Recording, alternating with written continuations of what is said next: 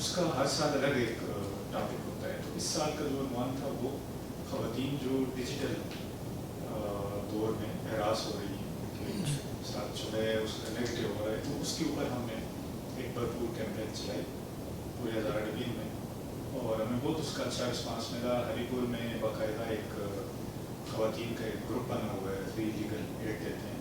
انہوں نے ہماری تنظیم واز کے ساتھ ایک ویڈیو سائن کیا, اور انہوں نے کہا کہ جو خواتین ڈیجیٹل وائلنس کا شکار ہوں گی تو ان کو ہری پور کی وہ کرا ہو رہا تھا, خصوصاً خواتین جو ہے سپورٹ کریں فری آف کاسٹ.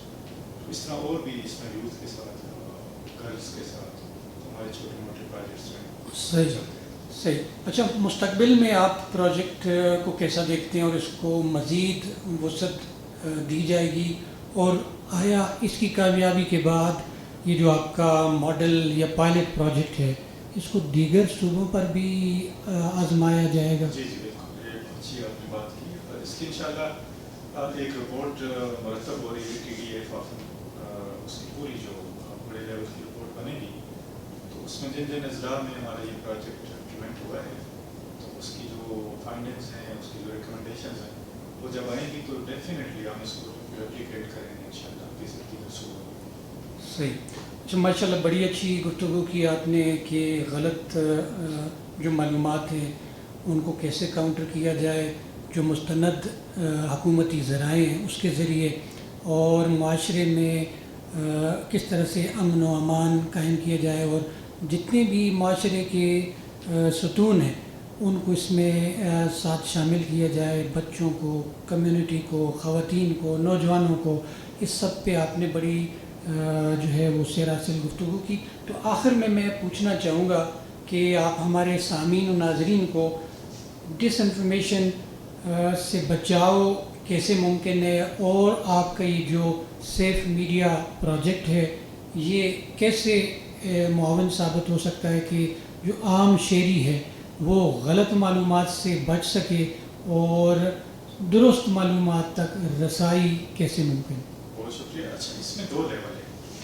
ایک لیول انسان کا روزمرہ زندگی میں ہم جب صبح اپنی عام لائف میں جب شامل ہوتے ہیں تو ہم لوگ ذاتی طور پہ انڈیویجولی یا کسی کو انفارمیشن دے رہے ہوتے ہیں یا انفارمیشن لے رہے ہوتے ہیں. تو ہر 2 صورت میں جب ہم انفارمیشن دیں, اگر ایک ایسا بھی ہم اس کو مکمل کر لیں تو ہم کسی کے ساتھ جو وعدہ کریں, کوئی معلومات تو اس کے ساتھ شیئر کریں تو بالکل سچائی پہ پکش تمام نہیں ہو. تو جب ایک انڈیویجول معلومات دیتے ہوئے وہ چاہے کسی بھی قسم کی معلومات ہو اس میں سچائی شامل کرے تو یہ جو ڈس انفارمیشن میں خاصی حد تک 40-50% کمی آ سکتی ہے. پھر اسی طرح جب وہ انفارمیشن لے تو اس کی لینے والے سے تصدیق کرے.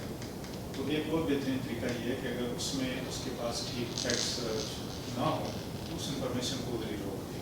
تو اس طرح میں سمجھتا ہوں کہ ہم جو غلط انفارمیشن ہے اس کے ساتھ کر سکتے ہیں. بہت خوب, بہت اچھا پیغام اور بڑی اچھی گفتگو رہی.